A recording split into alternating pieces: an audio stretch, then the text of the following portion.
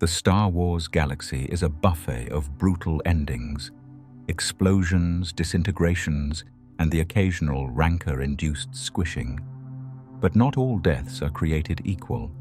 Some are swift mercy, others are cosmic punchlines where the Force seems to say, "Oops, let's try that again." From Sarlacc digestion, slow, humiliating, to Death Star disco infernos, instant but iconic, we're ranking the 20 most agonizing exits, judged by physical pain, emotional torment, sheer absurdity, and lasting impact. Did your favorite character make the list? Or did they die faster than a stormtrooper's aim? Strap in. It's about to get messy. What's worse, being eaten alive by a Sarlacc or realizing you're the villain of your own story? The corridors of the Raddus trembled with the metallic scent of ozone and the distant rumble of rupturing bulkheads. A harsh, acrid tang clung to the humid air, burnt circuits and scorched polymers, while the hum of dying generators pulsed like a fading heartbeat. Beneath flickering white lights, a shattered resistance insignia lay half buried in debris, its silver wings bent inward, as if crushed by the weight of despair. Echoes of blaster fire drifted through the corridors, punctuated by the distant roar of starship engines tearing free from the stricken hangar. Admiral Ackbar stood at the Raddus's command railing, his mottled skin cool under the sheen of sweat. His grasp tightened on the rail's edge, the Force steady in his veins despite the chaos unfolding around him. Moments before, he had issued a rallying cry, his deep voice resonating through comm channels. "All wings, prepare for retreat!" Yet now, as green and red tracers sliced through the viewport's smoke, he could only watch as the First Order's final salvo struck home. In his mind raced the irony that had haunted his legend. The very words he uttered in battle, "It's a trap," had become an unintentional epitaph. History had dubbed The Last Jedi a narrative snare, and here stood its most astute tactician, ensnared by the cold calculus of war. Across the flashing holodisplays, coordinates shifted, showing Poe Dameron's X-Wing weaving through enemy fire, untouchable beneath a cocoon of luck and deft maneuvers. Ackbar had once predicted enemy gambits with precision.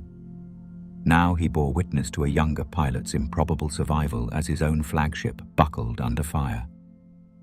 A tremor shook the deck plating. Sparks rained down and small debris clattered against Ackbar's boots. His eyes, the color of deep sea currents, narrowed at the advancing surge of dark grey columns. The Star Destroyer silos looming like vultures overhead.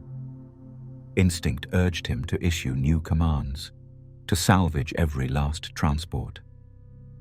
Yet the bridge was crumbling. Holocoms had fried. Central comms looped static. In that final instant, the Admiral embraced the cold truth. Some victories slip through even the greatest strategies. A blinding flash engulfed the viewport. The impact reverberated through his bones. The Force whispered comfort, but it could not shield him from the rush of heat, the shockwave that disintegrated consoles and sent him sprawling across the deck. Time fractured into one lucid moment, the reflected gleam of Poe's distant X-Wing silhouette, the stunned silence of every officer frozen in awe, and Ackbar's last, defiant thought, that even now, amid ruin, hope had not died. Then, with savage finality, the blast consumed him. The world behind his eyes dissolved into light, and his last breath slipped away under a canopy of smoke and thunder. Admiral Ackbar's end was swift yet ignoble, a hero undone not by treachery or a fearsome beast, but by the indiscriminate cruelty of war. His strategic genius, which once turned the tide at Endor, became mere collateral damage on the Raddus's bridge. But in that sacrifice, lay a deeper resonance. Even when the brightest lights flicker out, they cast a glow that guides others.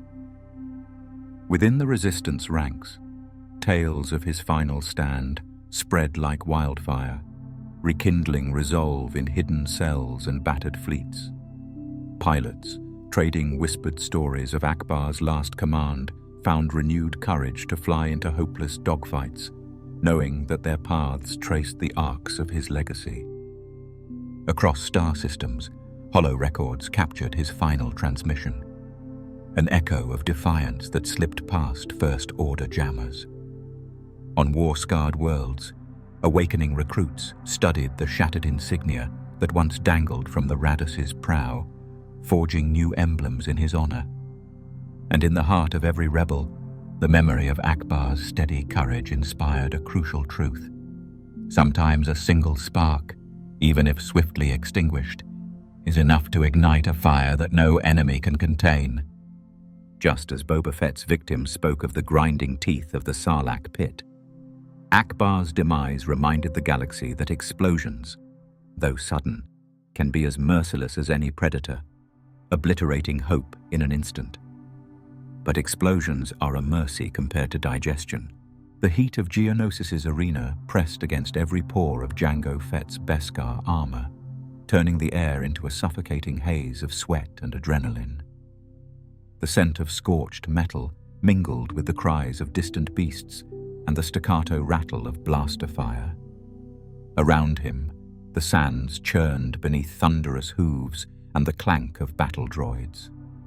Each breath tasted of dust and danger as he steadied himself for another wave of clones turned against him. Jango's Mandalorian helmet, once pristine and proud, bore a deep dent across its crown, a souvenir from a close call with a Republic flame trooper. The scarred emblem on its side reminded him of canvassed bounties collected and escapes narrowly achieved. Yet in this arena, he was both hunter and prey. His reputation as the original template for countless clones felt hollow as those very soldiers advanced in relentless formation. He dispatched them with deadly efficiency, each shot a calculated echo of precision. His twin blasters whispered in the wind, drawing swift arcs of blue energy that felled charging peers. But every fallen figure was replaced by another, identical and unhesitating. The irony gnawed at him. Clones fashioned in his likeness outlived him now, mocking his singularity as the progenitor of their ranks. Above the din, a higher presence entered the fray. Mace Windu, master of Vapad, his violet saber igniting like a bolt of dusk-lit lightning. Windu's silhouette cut through the swirling smoke as he descended onto the arena floor. The crowd's roar dimmed under the weight of inevitability. Jango raised a hand, triggering a jetpack burst that lifted him above the chaos, but the Jedi was already in pursuit. The duel began with bursts of heat and crackling energy. Windu's saber spun, each arc a challenge to Jango's agility. The bounty hunter matched him with whirling wrist rockets and deft rolls, skirting lethal edges of blade and blaster alike. The sand beneath them fumed where jet exhaust met ground.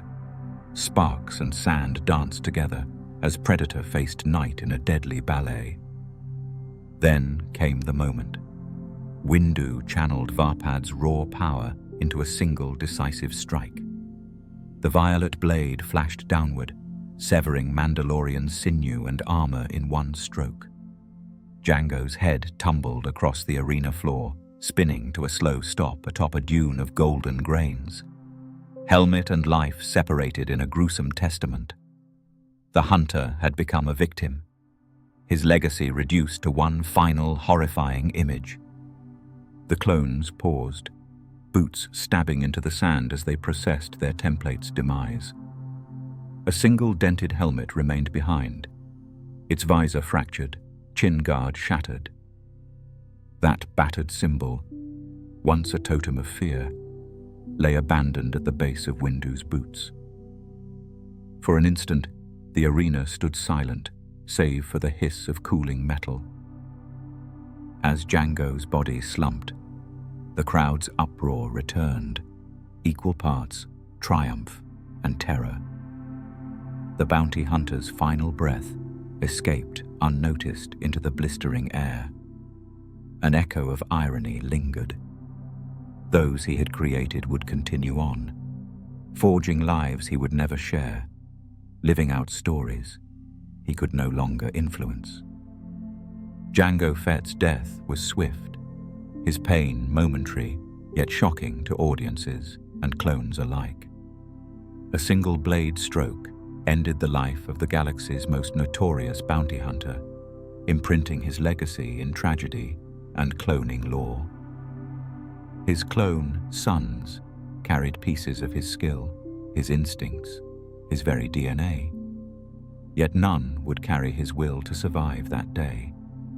The dented helmet left behind became a silent memorial, a reminder that identity survives only so long as the body that bears it. Mandalorian enclaves whispered of his fate, weaving his end into cautionary tales for aspiring assassins. Clones, forging their own destinies, spoke in somber tones of the man they once mirrored. And in holocams recording the Battle of Geonosis, the frozen moment of Jango's decapitation became both a lesson in hubris and a tribute to his unmatched prowess. Headless horsemen have nothing on headless bounty hunters. The Death Star's command chamber was an epitome of sterile precision. Pale walls gleamed under cold overhead lights. Panels beeped in unemotional cadence, and the air held a faint tang of recycled ozone. On a gleaming console lay a datapad stamped with the words "Evil Plans," its screen flickering as if conscious of its owner's hubris. Grand Moff Tarkin stood before the viewport, his posture rigid beneath the spotless grey uniform. Through the glass, distant star systems gleamed like scattered gemstones, each one a potential target of his ultimate weapon. Tarkin inhaled steadily, savouring the satisfaction of absolute control. His voice, smooth and measured, carried across the bridge as he addressed Captain Needa behind him. "Status report." In that instant, he exuded unshakable confidence. To him, the Death Star was not merely a vessel. It was a symbol of order, of a will strong enough to bend the galaxy to a single vision. Around him, officers bent over displays of planetary data. The Evil Plans datapad lay open before him, charts of vulnerable worlds and fleet deployments scrolling beneath his fingers. A faint flicker across the pad's screen mirrored the slightest tremor in his grip. Yet Tarkin did not know that his fate, so intimately tied to this device, would hinge on the very super laser he had commanded. The chamber's hush shattered as Admiral Motti stepped forward, voice laced with skepticism. "Inform me again, Governor, why we are vulnerable to rebel attack." Tarkin's thin lips curved into a cool smile. "Rebellion is built on hope, Admiral. Hope is the true enemy." His words carried the conviction of a man who believed himself immutable. Within moments, the Evil Plans pad emitted a final flicker and went dark, its data transmitted to the firing sequence. Tarkin's focus snapped to the viewport as the firing order was given. Below them, a distant moon trembled in the Death Star's targeting sights. On screen, the super laser's beams converged until, in one blinding flash, the moon shattered into fragments. A cheer rippled through the command staff, punctuated by the mechanical whine of confirmation. Tarkin allowed himself a moment of grim satisfaction. His pet project had proven its superiority. There was no council too lofty, no dissent too vital. All bowed before the clean efficiency of his doctrine. Then, alarm klaxons shrieked. Sensors flared. Tarkin's eyes, once so steady, narrowed. "What is that?" he demanded. A tactical officer's face drained of color. "Sir, that planet wasn't the only target. The rebels have disabled our tractor defenses and launched a proton torpedo from their Y-wing fighters." Tarkin's confidence cracked as Han Solo's vessel appeared on the main holoscreen, slipping through exhaust vents like a phantom. "Fire at will," he ordered, voice taut. Blaster turrets spat bursts of red, but the torpedoes found their mark, hurtling past stunned gunners and plunging into the reactor port. A deafening explosion roared from deep within the station. The command bridge floor trembled. Consoles exploded in sparks. The viewport cracked, and brilliant fireball light flooded the chamber. In the midst of the chaos, Tarkin remained upright, eyes wide with disbelief as the station's systems began to die. A final shudder rattled the walls. The Death Star's heart gave way. Blue-white energy surged like a gored beast, consuming corridors, turning superstructures into molten slag. Tarkin stood at the epicenter of his empire's collapse, the evil plan's datapad dropping from his lifeless hand. Grand Moff Tarkin's demise was as instantaneous as it was poetic, vaporized by the instrument of his arrogance. He had lived believing he governed fate itself, yet perished within seconds of that belief. The irony was absolute. He died with his pet project, the Death Star, in a final spectacular implosion that echoed across the galaxy he sought to command. Holo records captured that last moment, the datapad crumbling into pixels, the viewports fracture like a wound in space-time, and Tarkin's silhouette swallowed by a supernova of man-made energy. Rebels across countless star systems cheered at the message it sent. No tyrant, however certain, is beyond reckoning. From the embers of that destruction rose tales of unchecked pride and the fatal flaw of believing in one's own infallibility. On planets spared from annihilation, strategists studied Tarkin's fall as a cautionary scripture. Pride cometh before the superlaser. But explosions are a mercy compared to digestion. The twin suns of Tatooine beat down on Jabba's sail barge, turning polished metal into ovens and etching sweat into every pore. A heady haze of roasting meat, rancor musk, and spiced wine clung to the air like a curse. Below the deck's ornate rail, a golden chain, Jabba's favorite collar, glinted in the sunlight. Its links warm to the touch and heavy with untold meaning. Around him, dancers swayed beneath fluttering banners, each footstep echoing against the wooden planks in a rhythm of celebration that masked the darker purpose of this deadly parade. Leaning back against a dune-glassed window, Jabba surveyed his guests with gleaming eyes. Pirates, mercenaries, and crime lords clustered in hushed awe, offering tribute and gossip in equal measure. To them, he was the undisputed king of Tatooine's underworld, a slug-like sovereign whose appetite extended from spice shipments to sentient beings. Each laugh that echoed across the deck dripped with complicity, and every coin tossed into his basin cemented debts of blood and fear. Leia Organa, cloaked in the guise of a captive, knelt before him, her steps measured, her gaze composed. Jabba's grin widened, revealing rows of yellowed teeth.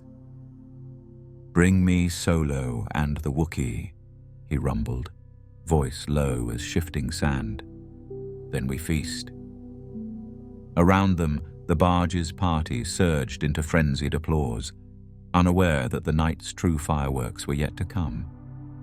At his signal, 2 Gamorrean guards seized Luke Skywalker and Chewbacca, dragging them toward the lip of the platform.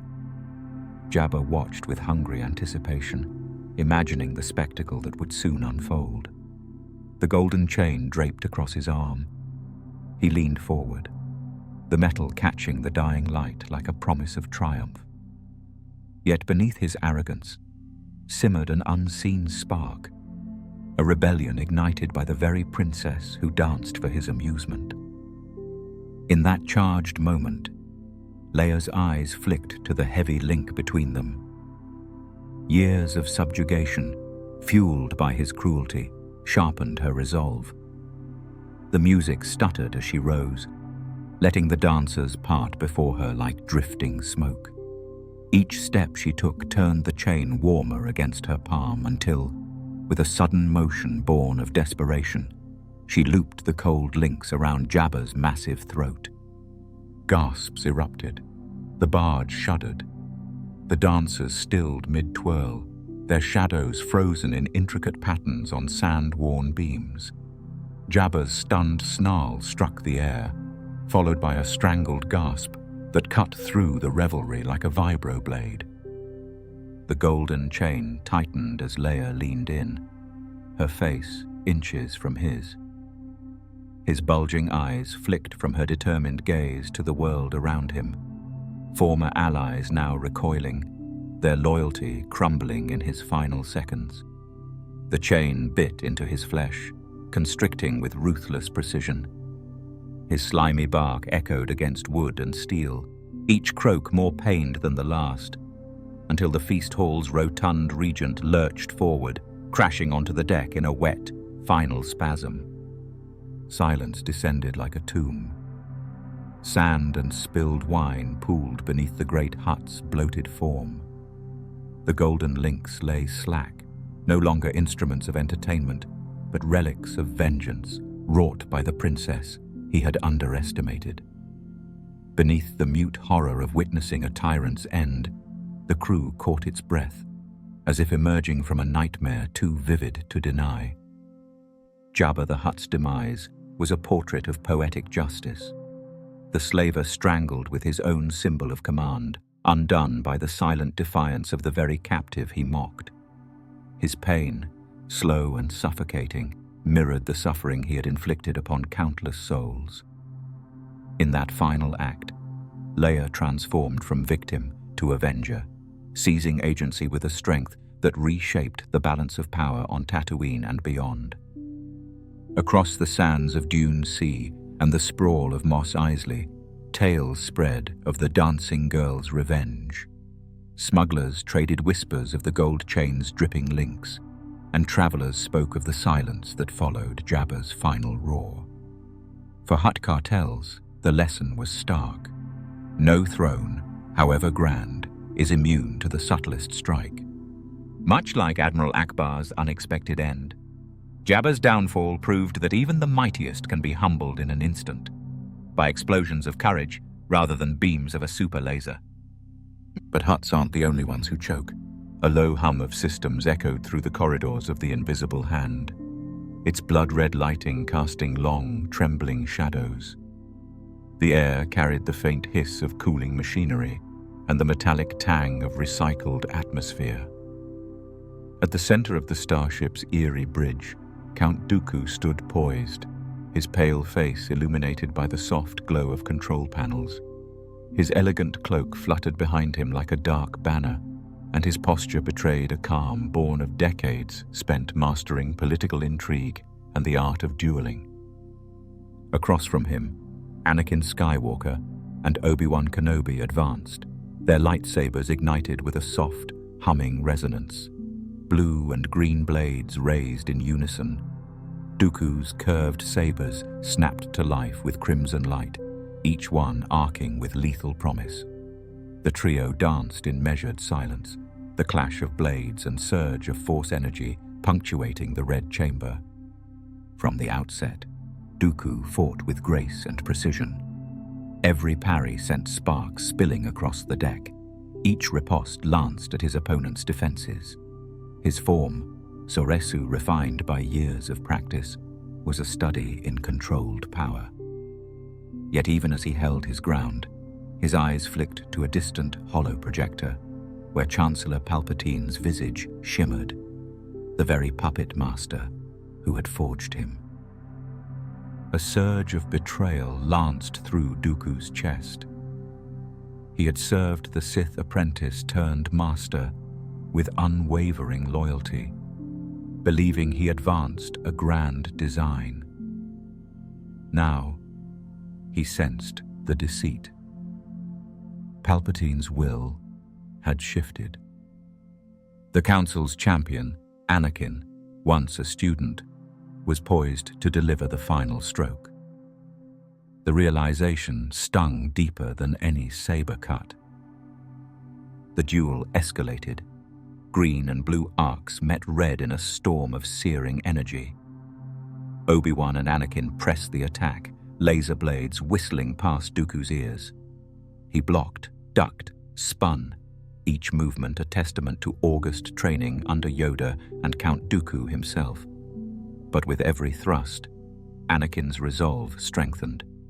The young Jedi attacked not with hatred, but with grim determination, a blade fueled by prophecy and pain. "Give in to your anger," Dooku taunted, voice smooth as polished metal. "Strike me down with all your hatred." His words dripped with contemptuous invitation, but beneath them lay a flicker of dread. He sensed the darkness in Anakin's heart, a shadow growing beneath the veneer of knighthood. Anakin's expression twisted. Pain and betrayal warred in his eyes. With a final, furious cry, he summoned every ounce of emotion into one decisive blow. The crimson saber redoubled its glow, and time seemed to slow. The tip descended in a final arc, silent, inevitable. Dooku's head snapped back, severed from his shoulders in a single clean cut. His body crumpled, lightless, onto the gleaming floor. The head rolled across the deck, spinning once before coming to rest, its glossy hair untouched by dust or dread. The pale eyes stared sightlessly at the holoprojector's fading glow, as if seeking Palpatine's face in its last mortal moments. Silence thundered in the chamber. Obi-Wan and Anakin froze, their blades still humming. The red light flickered as systems struggled to process the sudden loss of the Count's presence. On the holoprojector, Palpatine's expression shifted from concern to triumph, unseen by Dooku's corpse, but immortalized in his final thoughts. Count Dooku's end mirrored his beginning, fated by decapitation at the hands of his apprentice. The man once known as Darth Tyrannus, who prided himself on political cunning and deadly grace, met his demise through betrayal of the very order he sought to overthrow.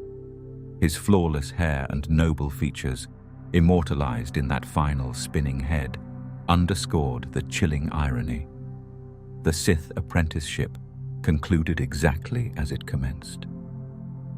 Senators across the galaxy would later debate the ethics and symbolism of his death. Some saw in it the inevitable collapse of betrayal, a reminder that the dark side's hierarchy devours its own. Others lamented the loss of a principled, if fallen, statesman. But across all worlds, the image of Dooku's perfect head remaining untouched by the sands of war served as both a stark warning and a dark legend. In a haunting echo of Ki-Adi-Mundi's fate, cut down by clones on a frozen world, Dooku's final moment blended political intrigue with brutal violence, proving that allegiance offers no sanctuary. Speaking of bad apprenticeships, biting wind sliced across Megito's frozen plains, carrying the acrid tang of ionized blaster fire and the distant roar of clone engines. The sky overhead burned a pale, cold blue, fractured by swirling snow that danced like restless spirits. On the rim of a jagged trench, Ki-Adi-Mundi knelt amid the carnage, his tall Syrian head bowed against the wind. Around him, the Republic's frozen battlefield lay strewn with shattered combat droids and collapsing radicant trees, their bioluminescent patterns flickering dimly in the ashen light. Ki-Adi-Mundi had arrived as a general, guiding proud squadrons of clones with measured wisdom through the icy maelstrom. His white-plumed robe, once a banner of calm resolve, now billowed loose, stained by crimson and brine-cold snow. He closed his eyes and felt the force ripple through the frozen earth. Visions of strategy, of victory, of peace, flowing in harmonious patterns only he could perceive. His foresight had saved countless lives in past engagements. He trusted its gentle counsel. Then came the command, Order 66. The clones he had led, bred to obey without question, pivoted with mechanical precision. Their helmets, once symbols of camaraderie, gleamed now with lethal intent. Blaster bolts erupted, crackling in the pallid air, each bolt a betrayal. Ki-Adi-Mundi's eyes snapped open, and for a heartbeat, he met the cold gazes of his once trusted troops.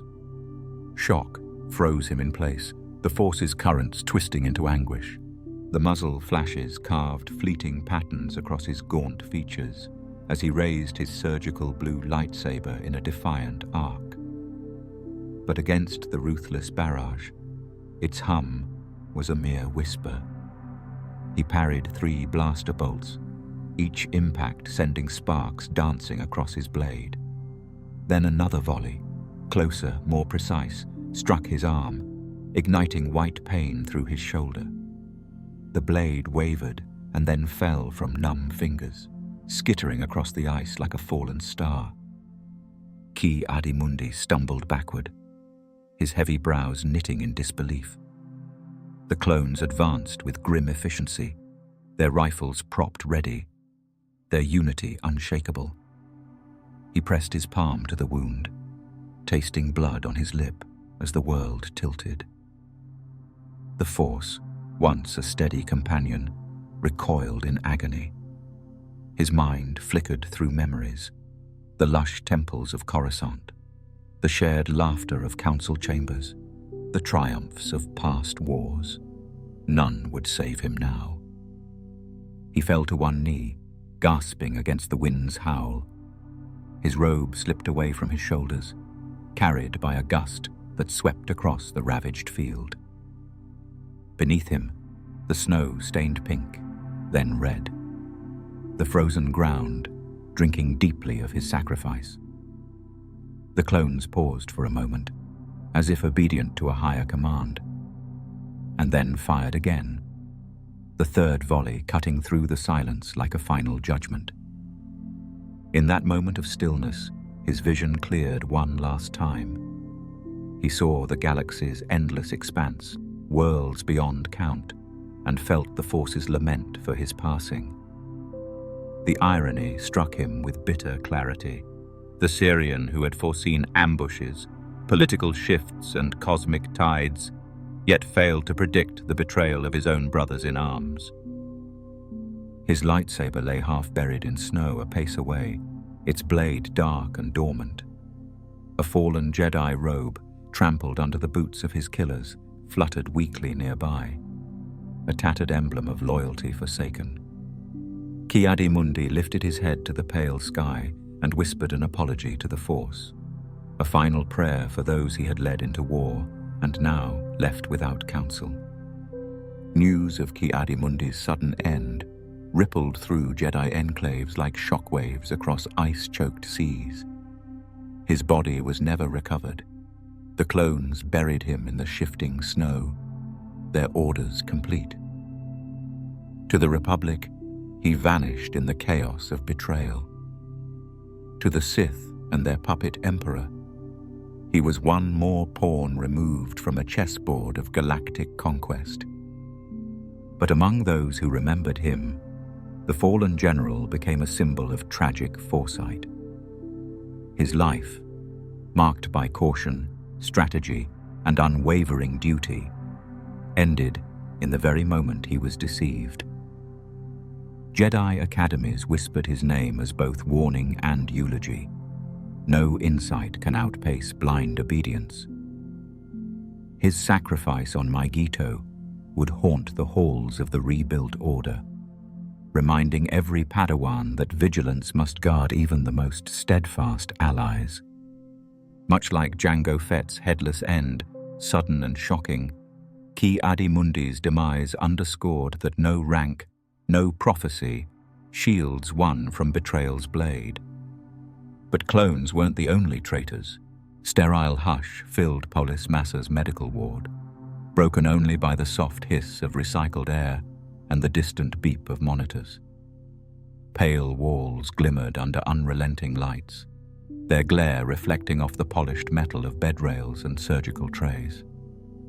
In a curtained alcove, Padmé Amidala lay motionless, her breathing shallow and uneven. Clutched in her limp hand was a delicate Jabba snippet necklace, its crimson and gold flowers vibrant against her pale skin. A final testament to hope now slipping away. Moments earlier, Padmé had borne the weight of unimaginable betrayal.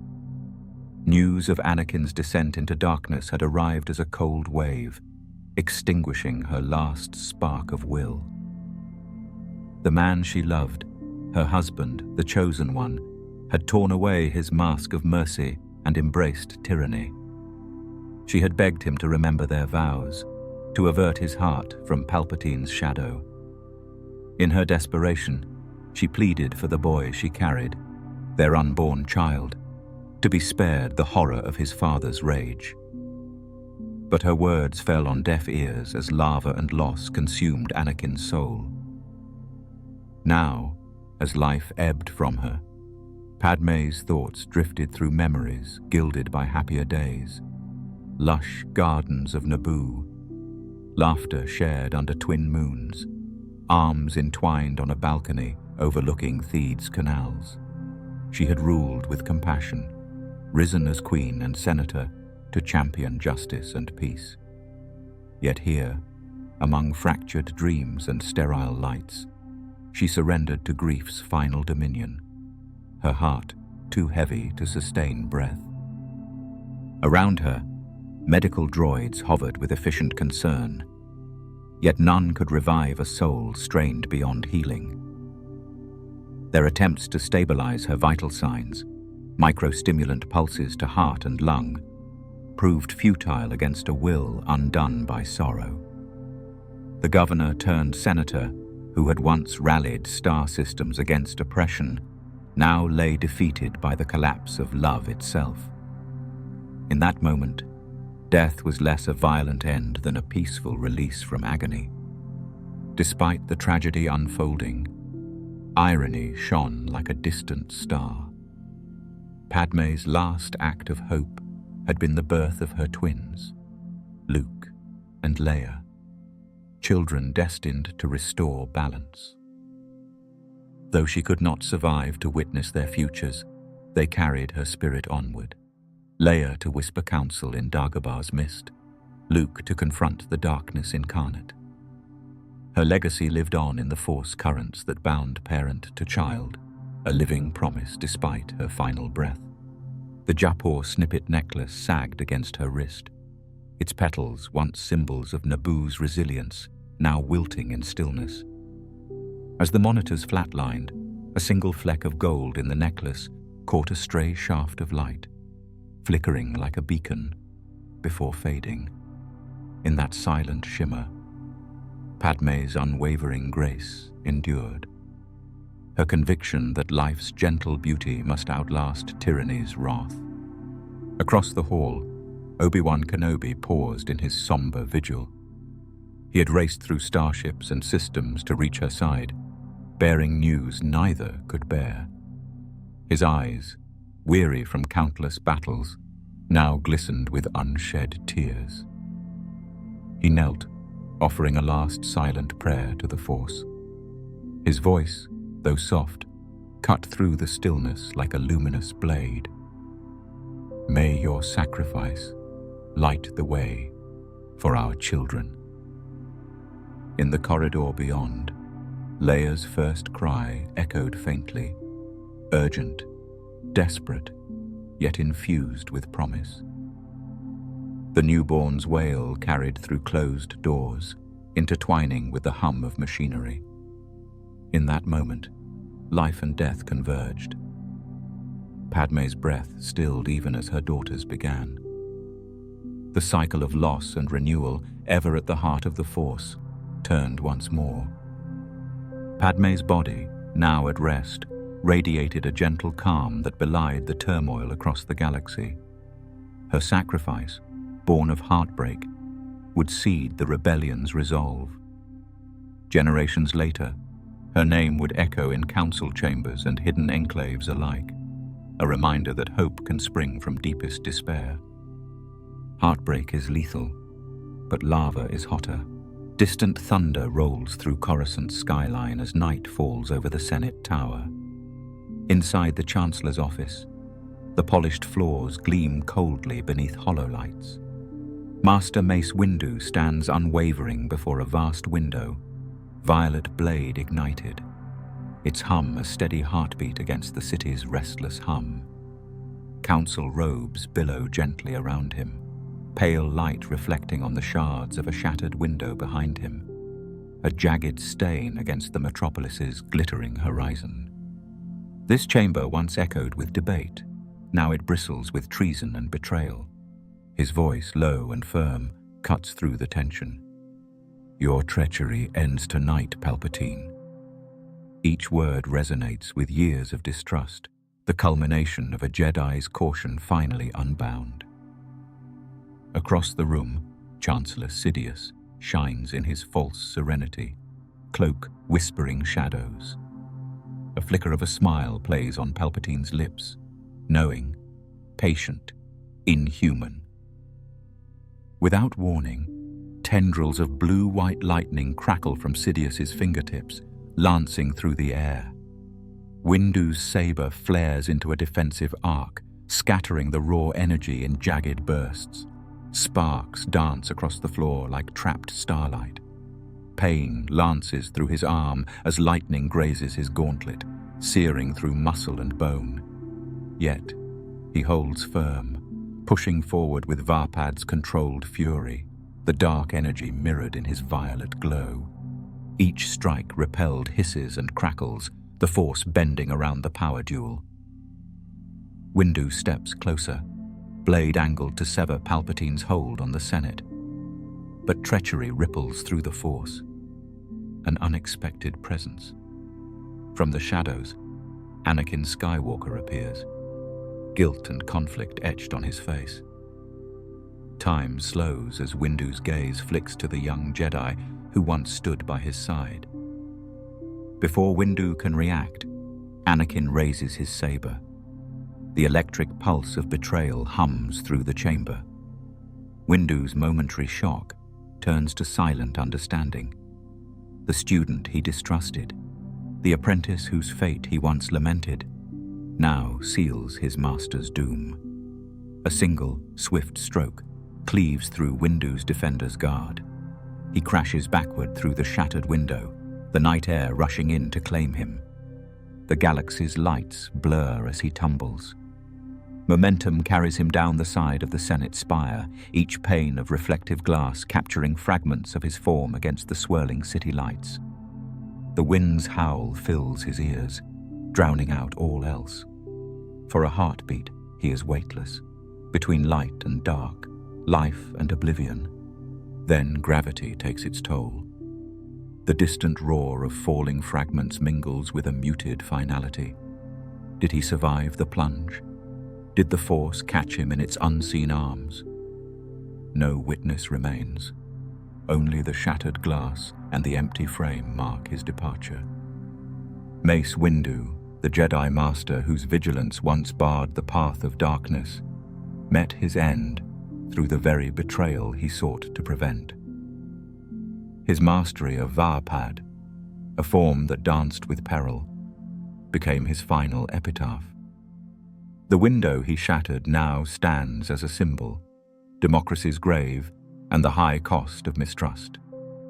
Coruscant's skyline no longer sees his steadfast figure, yet his sacrifice reverberates through every rebel whisper against tyranny.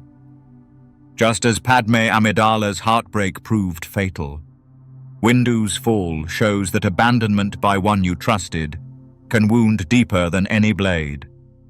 Falls from grace hurt less than falls from orbit. Beneath the humming glow of Theed's generator banks, heat shimmered across polished durasteel floors as smoke curled from ruptured conduits. Qui-Gon Jinn lay sprawled amid leaking coolant, his robes darkened by blood and oil. The buzz of collapsing machinery mingled with his labored breaths. Nearby, Obi-Wan Kenobi knelt, cradling his master's head in trembling hands, blue-white plasma in the air above them, painting their faces with wavering light. Moments earlier, Qui-Gon had faced Maul atop this lethal stage. The young master moved with calm precision, lightsaber whirling like living light. Then the apprentice's caution faltered, distracted by Jajik's distant roar and Obi-Wan's pleas. In that instant, Maul struck. A red blade hissed through Qui-Gon's form, cleaving his torso. He collapsed to one knee, yellow eyes wide with shock and pain, weapon falling to his side. Obi-Wan rushed forward, deflecting stray sparks with frantic parries. Maul spun away, disappearing into the labyrinthine catwalks. Qui-Gon's hand closed on Obi-Wan's arm, a silent plea. "Stay," he rasped, voice ragged with shock. Each word seemed to draw energy from the dying hum of the generators. Time slowed. Obi-Wan pressed his palm to the wound, channeling the force to staunch the bleeding, to grant a miracle. But the wound was grave. Plasma had burned bone, torn sinew, and the force trembled at the Maverick's failing grip. Qui-Gon's breath came in ragged whispers, each inhalation a struggle against encroaching darkness. A single shaft of moonlight filtered through a shattered viewport, illuminating the cooling hilt of Qui-Gon's lavender saber, a symbol of his daring spirit now at rest. The glowing cell flickered, then dimmed, its blade cold. In that fleeting glow, Obi-Wan saw not just a weapon, but the legacy his master would leave behind, a path to follow, even through loss. Qui-Gon's eyes met his apprentice's. In their depths lay regret, for the mission undone, for the promise of training cut short, for the galaxy's future balanced on a thin, trembling thread. He reached up, brushing a strand of hair from Obi-Wan's brow. "Promise me," he breathed, "you will finish what I began." The words hovered between them as sparks from failing machinery danced in the stagnant air. Obi-Wan's voice cracked. "I swear it!" Tears fell, glittering in the molten light. He pressed the force into his vow, binding hope to promise. Beneath the hum of dying engines, hope flickered in those words. A final shudder ran through Qui-Gon's form as the force gathered into his eyes. He felt worlds beyond, Mortis's mysteries, the living currents flowing through every being, the Jedi who would one day walk alongside him in a new dawn.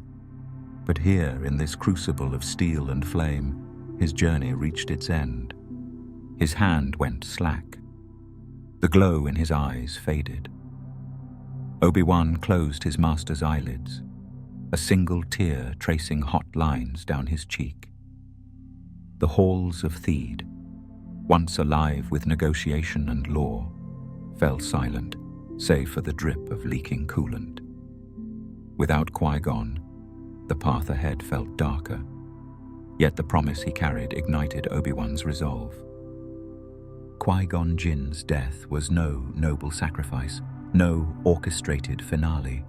It was sudden, raw, an unfinished symphony cut off mid-note. The maverick Jedi who trusted the living force over dogma could not master his own survival. Yet, from that loss sprang new purpose. Obi-Wan's transformation from student to guardian, and the birth of hope in Anakin's destiny. His hilt, left cooling in the hangar, became relic and rallying point. Whispers traveled across the galaxy. a Jedi who had transcended fear, who had glimpsed the deeper currents of the Force, now guided from beyond the veil. His teachings, unorthodox, compassionate, would live on in the new Jedi who emerged from the ashes of war.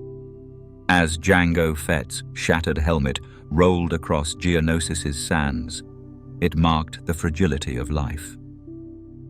Qui-Gon's cooling hilt similarly reminds us, even the boldest spirit can be undone by a single, fateful strike. Some deaths ignite legacies, others ignite, well, lava.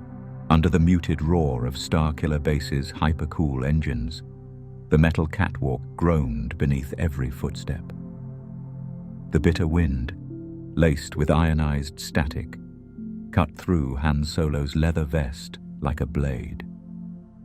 Ice crystals formed on his jacket's seams, shimmering in the crimson glow of energy conduits.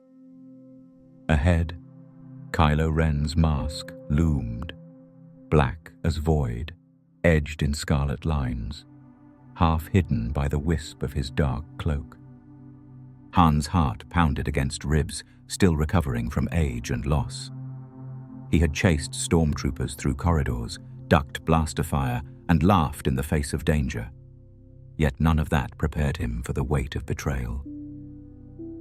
"Ben," he whispered, voice thick with hope and fear. "It's me." His words echoed off frost-lined walls.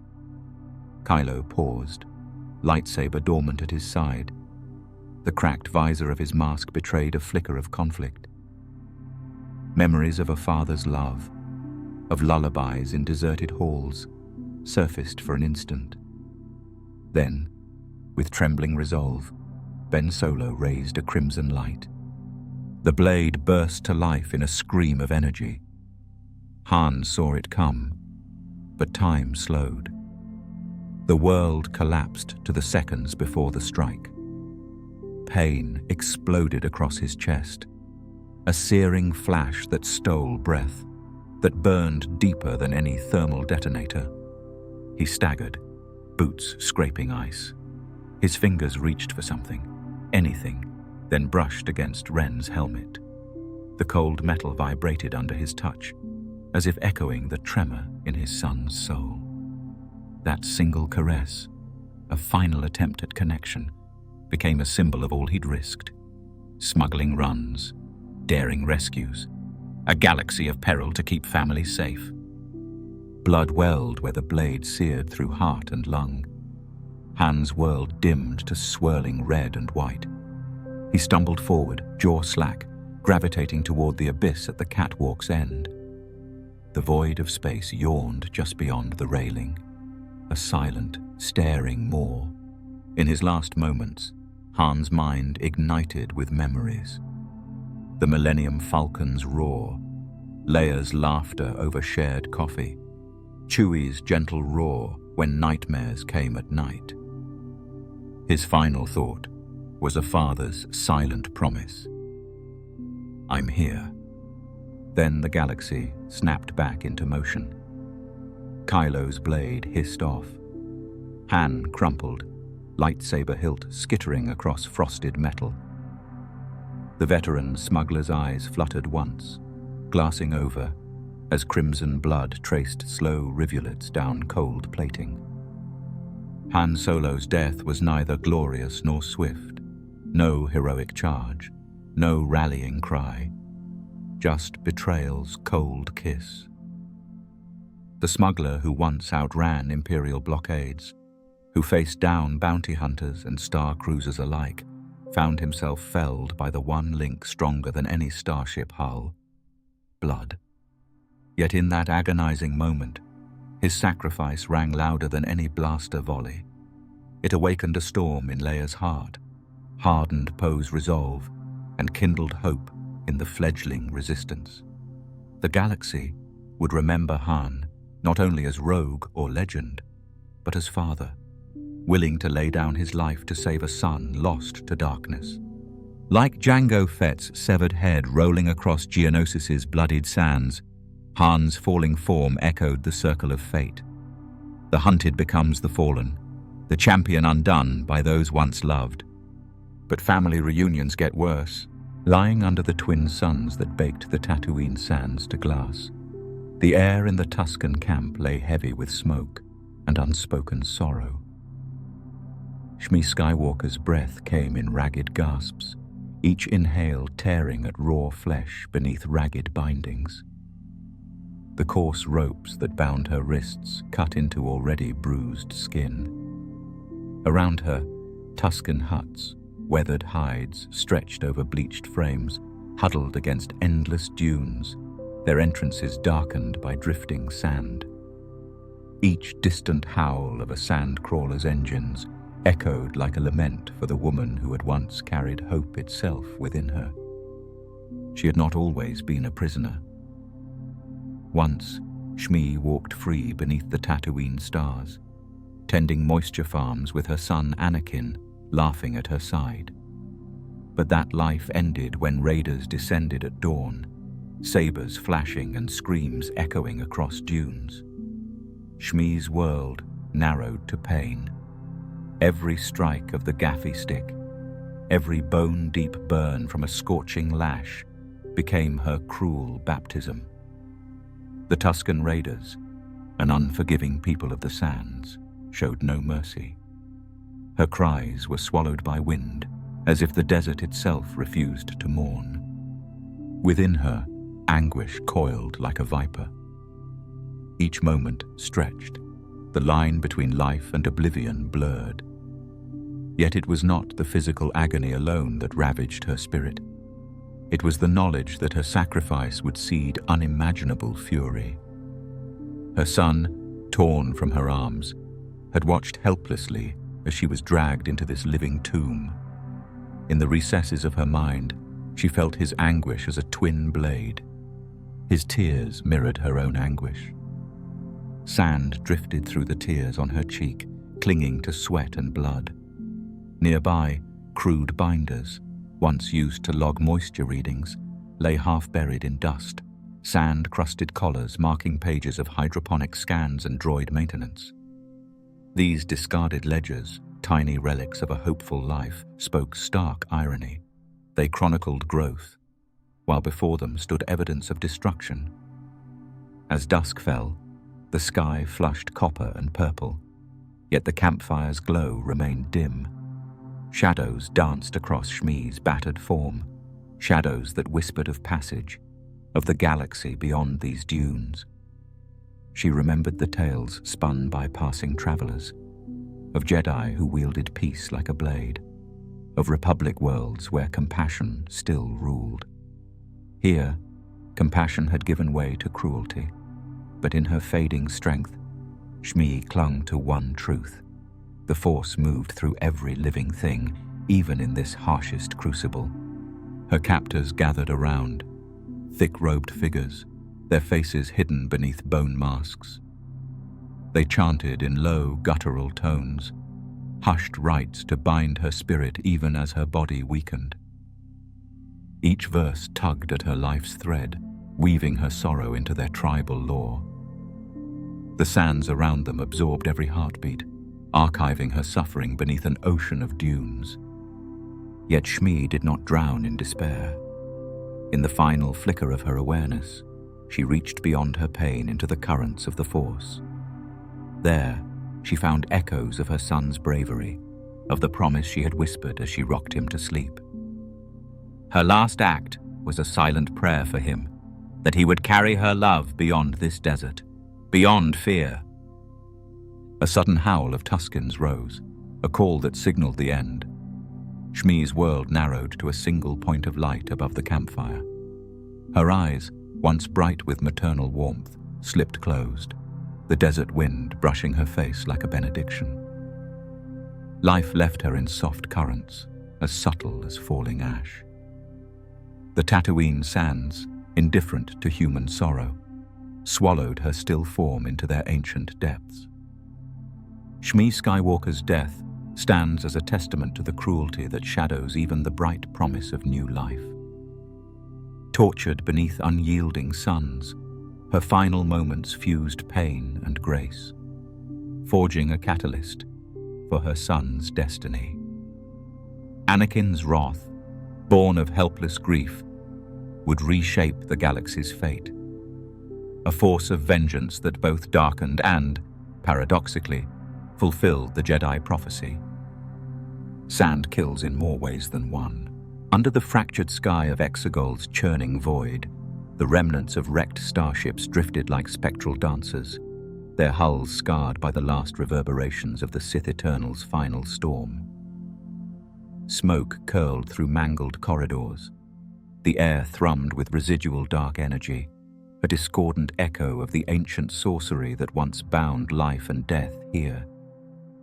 Amid that maelstrom, Kylo Ren, Ben Solo, stood at the nexus of hope and ruin, his breath shallow, each exhale a struggle against the tide of destiny he had only just begun to rewrite. Moments before, he had carved a path through the Eternal's guards, his crimson blade an ember of defiance against waves of black armor. At his side, Rey Skywalker moved with fearless grace, turning back to face the ruins where she had fainted moments earlier. With hands gloved in midnight leather, Ben lifted her limp form, her dark robes trailing like shadows in the pale glow. His heart thundered with the Force's urgent pulse, her life hanging by a single thread of breath. The world tilted as he carried her across decking slick with spilled ichor from broken Sith idols. A staccato rhythm of collapsing pylons and distant explosions spurred him onward. Each footfall rang against the screaming void beyond the shattered blast doors. Ember light glinted off his mask's scarred chrome, but behind it, Ben's eyes burned with resolve that belied his faltering body. They reached the fractured threshold, where the void of space yawned like a silent maw. Ben steadied his grip on Rey's shoulder and whispered, low as distant thunder, "Stay with me." The wind, a living thing here, stirred her dark hair. In that moment, the ghosts of his lineage, Luke's hope, Leia's love, coursed through him. He closed his eyes and drew upon the living force, a wellspring of light he had long feared, but now embraced. Then the void beckoned. A sudden rupture in the cacophony of destruction, a pulse of gravitational collapse, lulled the world into stillness. The Force flared within him, a beacon against oblivion. With careful urgency, he arranged Rey in a protective stance behind a fractured console. He would shield her with every ounce of strength he had left. But as he reached for her hand, his own faltered. A tremor ran through his limbs. Years of internal conflict, of wounds both physical and spiritual, had finally claimed their toll. There was no crash of final blows, no dramatic crescendo. Instead, time slowed as the Force's vibrant current waned within him. Rey's eyes fluttered open, blue flames of life igniting in confusion and fear. She saw his mask, dented and smoldering, and his chest heaving with desperate effort. For a heartbeat, she believed he might stand taller, might drive her to safety. But in his final act of compassion, he reached out, brushing a blood-slick finger across her brow. Where his glove passed, a faint glimmer of light lingered, a promise that he would not simply vanish. His mask slipped free from shattered clasps and clattered to the floor. Beneath, a face of dusk and dawn. The boy who had once raced across desert sands. The knight who had fallen and risen. The man who had chosen redemption's narrow path. His scarred cheekbones caught the ghost light of dying holoprojectors. He managed a whisper, voice distant as an echo. "You saved me." Then, as his strength ebbed, his figure seemed to blur at the edges. The hunger of Exegol's dark core pulled at him. With a final shuddering inhale, Ben Solo collapsed beside Rey's outstretched form. His arm slipped from her grasp and vanished into the void. No body to recover, no hand to hold, only the cessation of breath and the hollow ache of loss. Rey screamed, voice shredding the hollow hush. She fell to her knees, cradling the place where his heart had been. The Force swirled around her, a tempest of grief and awe. In that crucible of sorrow, she felt the dyad's final echo. Ben's sacrifice mirrored the tragic poetry of Anakin Skywalker's own fall and redemption. Fathers and sons, broken and redeemed, their legacies entwined in sacrifice. Above them, the sky fractured further, shards of crimson lightning arcing through the void as stark debris collapsed into the vortex. The Sith Eternal's last fortress imploded, darkness folding in on itself. Yet, amid that oblivion, a single spark of light endured. Rey's hand, now clutching the hilt of her fallen foe's saber, purple glow pulsing with promise. Ben Solo's end was neither glorious nor grandiose. It was a quiet surrender, a fading into nothingness after the torrent of violence he had both wrought and weathered. His emotional redemption, the choice to save life rather than claim power, cost him everything. In his vanishing, he left behind no body to mourn, only a silent testament that even the most fractured soul can find grace. His sacrifice shattered the cycle of darkness, proving that love's final act can resonate across every void. In the Force's afterglow, Rey felt his presence, gentle, resolute, guiding her onward. The galaxy, unmoored for a breathless moment, exhaled hope. Some deaths leave no trace, others leave craters. Beneath Lothal's twin moons, the desert stretched like an ember's glow fading into night. Sand that still retained the heat of daylight bathed every dune in muted crimson. At the crest of one rise lay Maul's broken lightsaber, its fractured blade half buried, scorpion-tailed hilt scorched by countless battles. Once, its red glow was a promise of vengeance. Now it whispered of a life unraveling. Darth Maul had known death's embrace before. He remembered the plunge into Naboo's pit, the cold void, and the finality of Obi-Wan Kenobi's green blade rending him in two.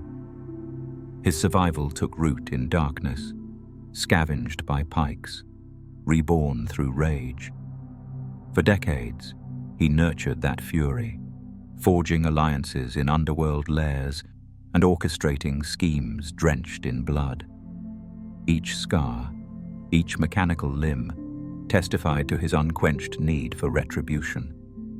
Tonight, thirst for vengeance, or something oddly akin to hope, drew him here.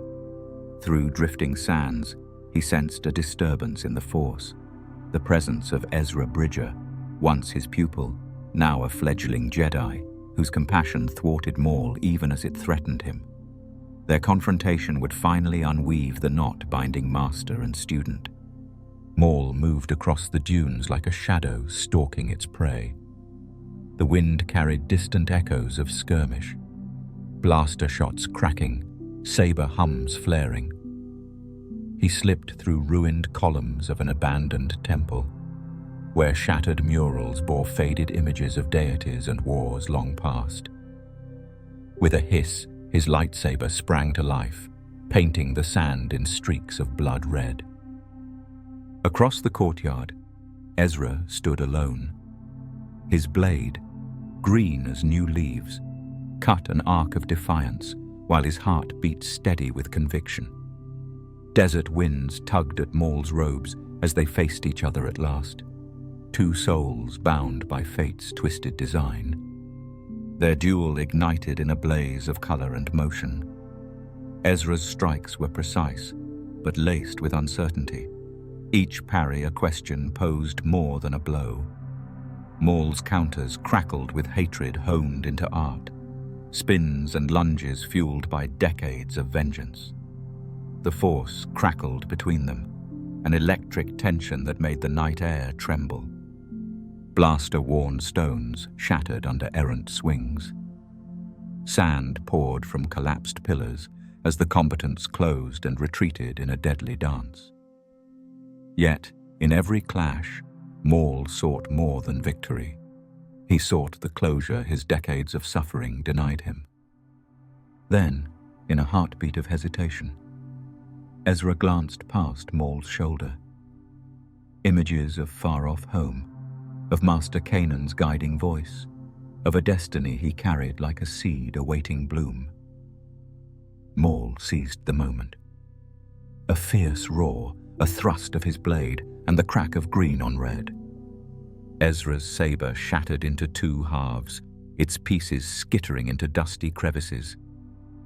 He collapsed, chest pierced, sap of life leaking into the sand. His final defense was not forceful, just a stand made in faith.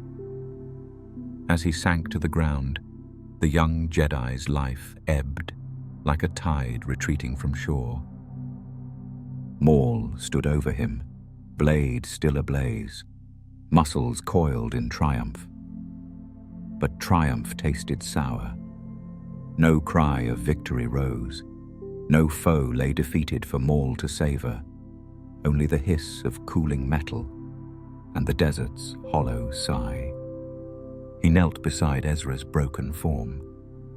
Where vengeance had always been the catalyst for his will, now compassion stirred an unfamiliar ache. Maul pressed his hand to the fading pulse at Ezra's throat, feeling the light's final whisper slide away. In that moment, he confronted the cruel irony of his existence, the embodiment of hate, undone by a spark of mercy. All his survival, all his schemes, had led to this quiet end. No grand finale of saber strokes, but the soft exhale of a dying boy's breath. Ezra's hand fell open, revealing the twin fragments of his lightsaber. Maul lifted one piece, its edges dulled and scorched. He felt the Force's gentle pull, beckoning him to see beyond his own pain. Yet the red of his blade and the green shard in his grip spoke of two paths, one of endless darkness, the other of light's fragile promise. The wind shifted, sweeping across the sand with a mournful hush. Maul rose, the broken lightsaber still clutched like a severed limb. Behind him, the broken temple lay silent, a monument to histories of hope and ruin. He tucked the shattered green emitter into his cloak, a trophy and a burden alike. Darth Maul's end on Lothal was no grand spectacle. It was a requiem written in the stillness of a dying Jedi's mercy. Decades of rage boiled away in the desert night, leaving only a man haunted by his own reflection. In that barren crucible, Maul learned the sharpest lesson, that even a single act of kindness could cleave the darkest vengeance. His final breath was neither roar nor scream, but a whispered acknowledgement that hate could craft immortality, and forgiveness, the sharper blade. But not all Sith die in deserts. Under the scorching glare of Tatooine's two suns, the sandy landscape flowed like hot liquid toward the vast open mouth of the great pit of Carkoon. The heat distorted the distant horizon, and even the wind appeared to pause, as if sensing the presence of something old and predatory hidden below the surface. The Sarlacc's pit was a gaping dark hole edged with sharp spikes, and its foul breath whipped up swirls of sand. For Boba Fett, the most feared bounty hunter in the galaxy, this living snare was about to become his last job. He fell, struck down by Han Solo's frenzied rescue. His Beskar armor, once gleaming trophy metal forged in Mandalore's secret forges, skidded from his frame and clattered against the lip of the pit. A half-digested chest plate spun on a molten breath as he slipped from the gangway, arms flailing against the gravitational pull of the Sarlacc's digestive embrace. In that exultant moment, his helmet, void of the T-shaped visor that struck terror across star systems, rolled into the abyss with fatal finality. The galaxy's best bounty hunter vanished beneath the sand. But the Sarlacc's hunger was only beginning. The pit's inner walls were lined with thousands of rows of needle-sharp teeth, an icy embrace that would not crush, but slowly dissolve, releasing digestive enzymes in a torment planned to stretch 1,000 years. Each day, Fett would bleed into the Sarlacc's stomach, feeling acid pool around his broken bones, his skin melting in wet agony, his screams echoing through the chamber's vast, fetid corridors. Time would lose meaning. Pain would become existence. This was no swift passage. The Sarlacc's digestive rituals combined chemical corrosion with living symbiosis. Its stomach walls, suffused with acid and microorganisms, would nibble away flesh, then regenerate it, over and again, like a surgeon's torture without end. Fett's voice, once a chilling growl over comlink channels, would echo forever, trapping his fury and terror in a ceaseless loop, each echo as fresh as the first gasp of panic. The irony was as cruel as it was poetic. The hunter, so adept at capturing life, doomed to become prey for a creature that defied nature's laws. Yet, in the hidden depths of that monstrous pit, Boba Fett's legend would endure. For even a Sarlacc's eternity could not extinguish the mythos of Mandalore's greatest warrior. Stories would rise among Tatooine's settlers, of skeletal forms drifting beneath sand, of ghostly armor shards surfacing after the desert's wrath, of a phantom figure emerging one night, brandishing a broken wrist rocket, his breath still warm with hate. Some claimed he slit the Sarlacc's throat from within, spilling milky acid into the dunes. Others swore they saw his gauntleted hand cleaving through the sandstorm, a silent testament that no death in the galaxy was ever truly final. On those nights, the dunes would glow with an otherworldly pulse, as if the pit itself whispered his name. Fett, Fett. The wind carried his lament to distant moisture farms and dusty cantinas, where shell-shocked patrons paused mid-sip. The Sarlacc's tale became a warning and a lure, a paradox of horror and hope. If Boba Fett could escape oblivion, perhaps all could. Yet none ventured too close. For even the bravest souls knew that to gaze into the Sarlacc's dark lips was to court oblivion, and perhaps the undying curse of Mandalore's lost scion. In the Imperial records, his end was a footnote, a casualty of rebel recklessness, a line in a hollow report noting unidentified armored individual consumed by native fauna. But in the Outer Rim's underworld, his disappearance became legend. The hardened killer who danced on death's edge and fell into eternity. Spook transmissions across Hutt space crackled with rumors of Fett's return. A ghost in armor, collecting debts from those who once employed him. Each tale added a layer to the mystique. A fragment of a chest plate whispered from one smuggler to the next. Meanwhile, the Sarlacc slumbered, its hunger sated, for a time, on the cracked bones of fiery beasts and unfortunate trespassers. Its barbed tendrils retracted, drawing Fett deeper into the black.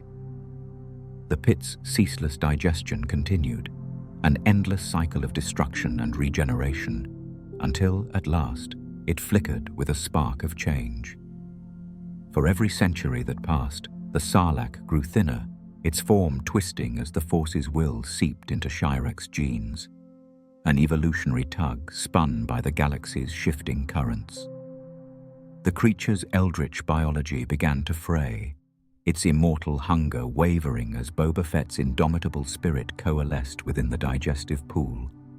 When the sands finally collapsed in upon themselves, an echo of Fett's own funeral pyre, the half-digested helmet resurfaced amid dunes that glowed in dawn's pale light. The visor, scorched by acid and time, still held a pair of empty eye slits staring into endless desert skies. The pit clapped shut behind it, sealing its secrets beneath layers of sand and myth. The chestplate drifted up next, the battered symbol of Mandalore's warriors. Its dents and scorch marks recounted every firefight, every narrow escape, every whispered deal in distant starports. Fallen at the Sarlacc's threshold, it returned as a relic of survival, a talisman against despair. And as the dunes reclaimed their silence, the galaxy stirred with whispers. Fett had cheated death again. Somewhere beyond those shifting sands, a figure in dented armor stalked the twilight horizon, half man, half legend, his fate entwined with the pit's final crumbling. For the bounty hunter's pain had not been merely physical, it had been the currency of eternity, paid in every drop of melted flesh. Yet from that torment arose his true myth, that no prison of flesh, no embrace of acid, no chasm of time could hold him forever.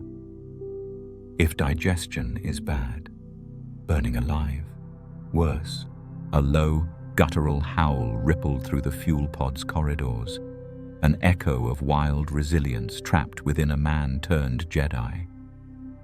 Kanan Jarrus stood at the heart of the inferno, the orange blaze licking at his boots, the acrid stench of burning durasteel stinging his lungs.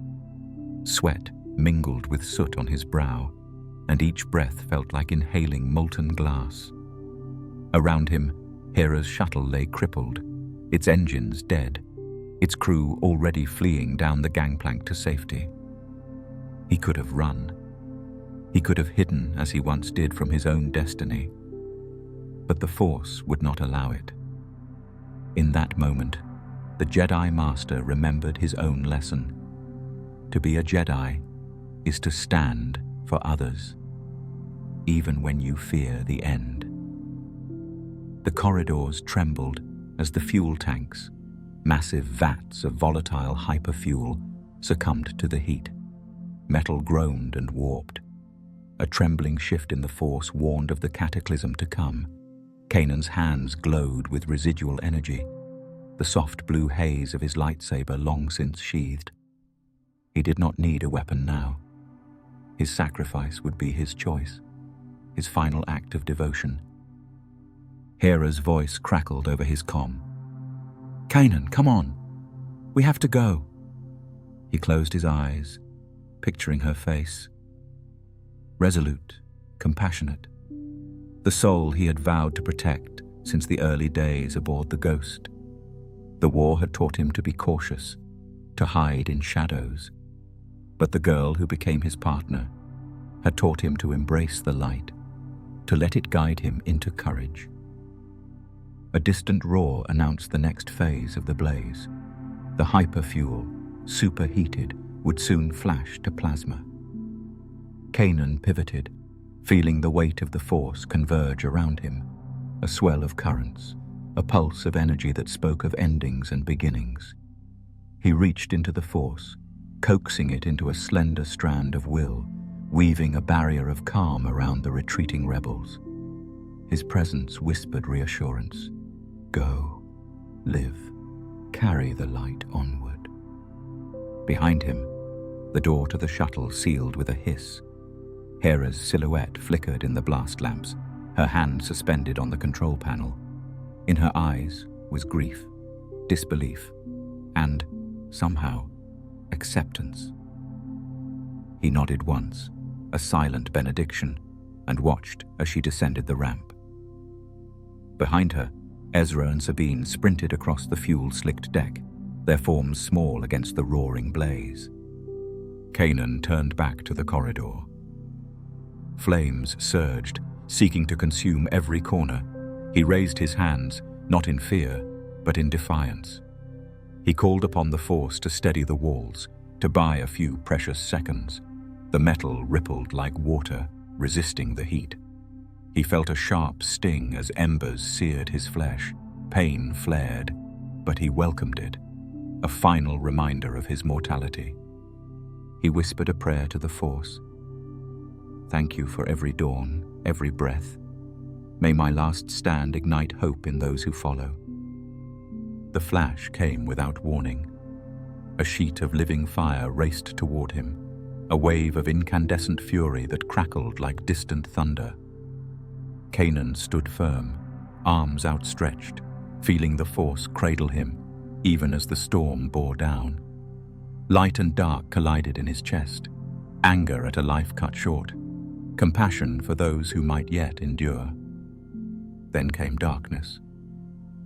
In the aftermath of the fuel pod's implosion, the rebellion found only ashes and whispers. The ravaged hull bore no trace of its savior, only scorched footprints leading to a single scorch mark on the bulkhead. But those who survived would speak of the Lothwolf's howl, the mournful cry that rose above the firestorm, carried on the wind to distant worlds. It was said to be his praise, his final benediction, echoing the bond he shared with the wild creatures of Lothal's forests.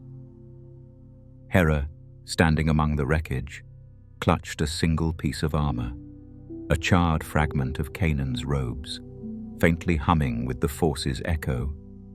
She pressed it to her lips, tears mingling with soot.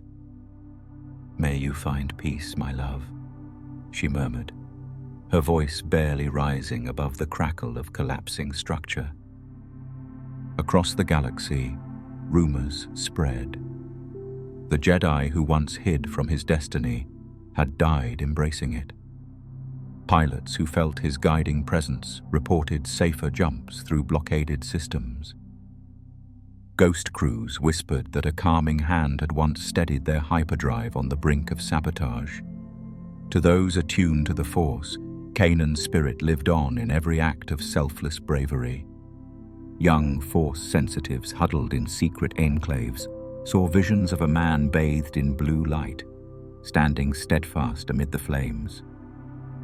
They took these visions as lessons, that sacrifice could kindle courage, that in loss lay the seed of renewal. Fire purges some sins, others require lava. The skies above Cato Neimoidia burned with acidic clouds, the air thick with rancid smoke and oily haze. Amid the smog-choked turbulence, Jedi Master Plo Koon guided his starfighter through rolling thunderheads, the roar of his engines swallowed by the storm's fury. His Kel-Dor mask, normally a symbol of calm and wisdom, pressed cold and steady against his face as he scanned for the separatist blockade, unaware that the deadliest betrayal would come not from droid legions, but from the very clones he trusted. Plo's squadron cut through the murk like shining daggers, their sleek vessels dancing between lightning forks. Below, Cato Neimoidia's fields of spindly spires and smoke-belching factories stretched into gloom. The Jedi Knights had come to negotiate peace, to temper corporate greed that choked this outer rim world. Yet the Geonosian conflict had taught Plo to expect the unexpected. His life had been spared more times than he could count, thanks to the loyalty of his clone troopers. He believed in them as brothers, in their courage, their honor. Then it happened, in a heartbeat. A crimson laser traced across the grey sky, cutting through Plo's wing. His starfighter spun, tumbling toward the seething clouds. He fought the controls, jabbing at buttons, the Force guiding his hands as alarms blared. His crew's voice crackled over the comm. "Master Koon, come about! Get out of there!" He saw the distinctive green of clone armor below, helmeted figures slumped at their stations. There was no call to cease fire, no cry of alarm. The clones had turned. Order 66, the traitorous command, had swept the galaxy like a plague. Plo felt the sting of betrayal deeper than any blaster bolt. These were not battle droids, but living, breathing souls. Souls he had led into countless victories. His starfighter smashed through a layer of tox scrub clouds and into the choked air of the lower atmosphere. Flames licked at the fuselage, the cockpit filled with acrid smoke. Instinctively he ejected, tumbling free as the wreckage exploded behind him. The blast wave slammed him into the haze, tearing his breath and vision from his lungs. His lightsaber tumbled away, a gleaming memory. Plo landed hard among twisted metal and burning wreckage.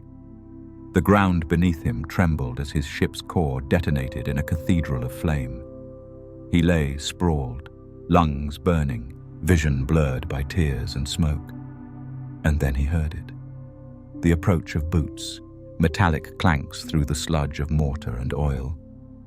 He struggled to rise, reaching for his lightsaber, but his gloved hand closed only on cold air.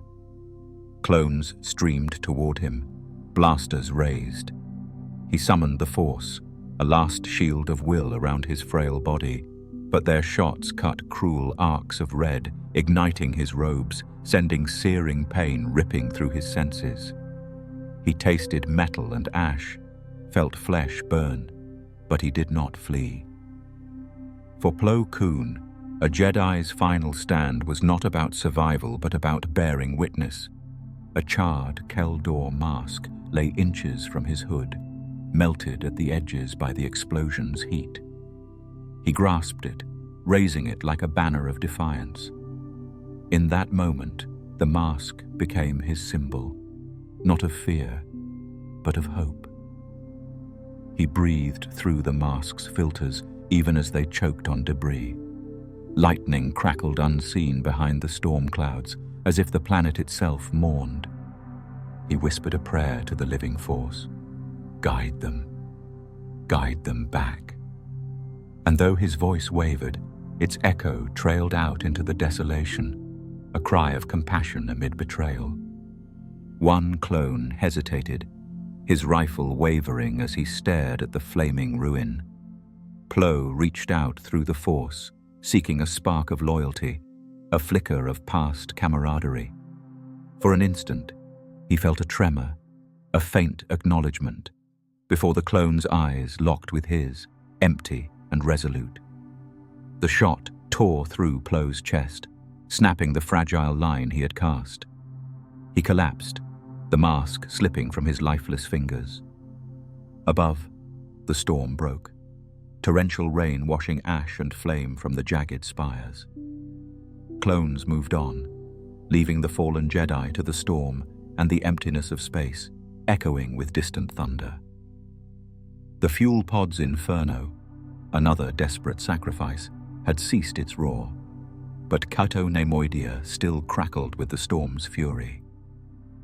In the days that followed, scavengers picked through the wreckage. Among burnt crates and scorched circuit boards, they found the charred remnants of Plo's mask, its lenses cracked but still reflecting those murky skies. They whispered of the Jedi who had died not in surrender, but with compassion on his lips, who attempted to redeem his betrayers even as betrayal found him. Back at the temple, survivors spoke of Plo Koon's final act. His service record, once a litany of gallant deeds, now included that last, unspoken moment of mercy. His legend spread not in grandiose murals, but in hushed prayers by young Padawans. A reminder that light can blaze brightest in darkness. Across the galaxy, in hidden enclaves and starships skirting the war's edges, the tale reached ears that still believed. They spoke of a Jedi Master who died with a mask in hand, flames in his eyes, mercy on his breath. And in that story, they found the courage to stand firm when Order 66 threatened to snuff out the light. But explosions are quick, Some pain lasts lifetimes. Isla Secura moved like liquid moonlight through Felucia's emerald canopy, her blue Leku trailing behind her as she guided clone troopers through riotous blossoms and shifting fungi. The humid air pulsed with the scent of damp earth and tropical blossoms, each breath a heady mix of life and decay. Beneath towering fungal pillars, shafts of golden light danced across her calmed visage, the Force guiding every step. She had faced darkness before, Geonosis's arena, the lava flows of Mustafar. But here, amid Felucia's surreal beauty, her heart felt unburdened. She believed the jungle's wild grace would shield them. She was wrong. The mission was simple: secure the northern research outpost where bioengineers studied Felucian spores for medicinal compounds. The clones respected her kindness, her skill. They trusted her to bring them safely through the shifting undergrowth. She smiled at a young Phase 2 trooper named CT-4456, offering a nod that shimmered like sunlight on water. "Stay close," she whispered, voice soft as falling petals. Around her, the chorus of alien birds and buzzing insects formed a symphony of life, a lullaby against the galaxy's war. Then the world cracked. A volley of blaster fire rent the air, sudden and savage. Bolts arced like falling stars of red and blue, slamming into trunks and vines. Clone helmets jerked as troopers dropped, their armor smoking. Ayla's senses snapped from serenity to shock. She spun, lightsaber igniting in a burst of cerulean flame that carved through the nearest spray of blaster bolts. The beautiful undergrowth flared in sapphire light, petals caught in the concussive shockwave. But the fire never stopped. A second volley, closer, more precise. Among the clones, one voice froze in mid-command. "For the Republic! Wait, that's..." And then the clone collapsed, rifle clattering against sodden earth. The betrayal was as sudden as lightning in a clear sky. Order 66, echoing across the stars, had found them here. Ayla felt the sting of betrayal like a blade beneath her ribs. These were her soldiers, her brothers and sisters in arms, and now they turned on her with cold efficiency. She leapt forward, weaving through a tapestry of vines and blossoms, lightsaber carving arcs of protection. She fell onto one knee as blaster bolts scorched the ground inches from her. Leaves hissed and curled in the blast. She called on the Force to steady her hand, to turn away the blade, to shield her mind from this improbable treachery. But the clones hesitated only a heartbeat, long enough for one trooper to fire at point-blank range. The bolt struck her shoulder, dragging her backward into a curtained shelf of hanging knobbly fruit. Her Leku coiled around a fungal stalk, pulling her down into the mud. She fired back, but her shots found only empty air. The clones advanced, their helmets unmoving masks of obedience. She reached out, pouring compassion into the Force, hoping to retrieve a spark of the friendship they'd shared. But the darkness of the command snuffed every ember.